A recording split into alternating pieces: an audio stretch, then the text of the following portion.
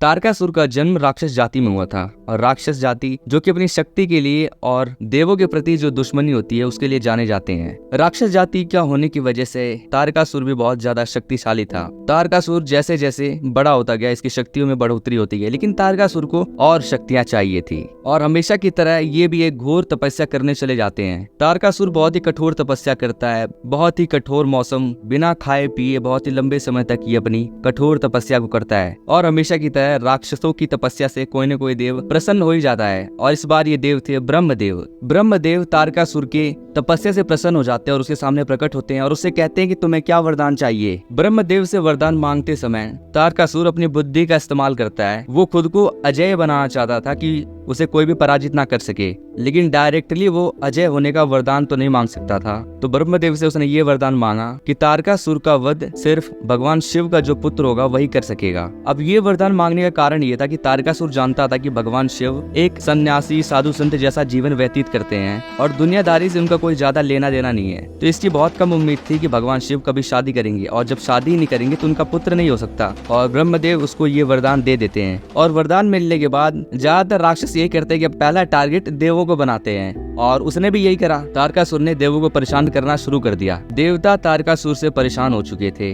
देवता तारकासुर से बचने के लिए ज्यादा कुछ कर नहीं सकते थे। तारकासुर के प्रकोप से अगर कोई बचा सकता था तो वो था भगवान शिव का पुत्र, लेकिन भगवान शिव का कोई पुत्र नहीं था। तो इन्होंने एक युक्ति लगाई। देवों ने सोचा कि उनकी मदद कामदेव कर सकते हैं। कामदेव जो कि प्रेम और काम भावना के देव थे। देवों ने सोचा कि कामदेव भगवान शिव के अंदर प्रेम की भावना को उत्पन्न कर सकते हैं। तो जब भगवान शिव बहुत ही गहरे ध्यान की मुद्रा में थे, कामदेव भगवान शिव के ऊपर अपने बाणों से प्रहार करते हैं। उनके बाण पर एक फूल लगा हुआ था। इस बाण में प्रेम की भावना उत्पन्न करने की शक्ति थी, क्योंकि वो चाहते थे कि भगवान शिव के अंदर प्रेम की भावना जागृत हो। लेकिन होता इसका उल्टा है। भगवान शिव के अंदर प्रेम भावना तो उत्पन्न नहीं होती, लेकिन वो बहुत ही ज्यादा क्रोधित हो जाते हैं और यहीं पर उनकी तीसरी आंख खुलती है। क्रोधित भगवान शिव कामदेव को भस्म कर देते हैं। बाद में सभी देवता भगवान शिव को तारकासुर के प्रकोप के बारे में बताते हैं कि इसके प्रकोप को आपका पुत्र ही खत्म कर सकता है, लेकिन उससे पहले भगवान शिव को शादी करनी पड़ेगी। और भगवान शिव शादी करने का निर्णय लेते हैं। माता पार्वती, जिन्हें उमा के नाम से भी जाना जाता है,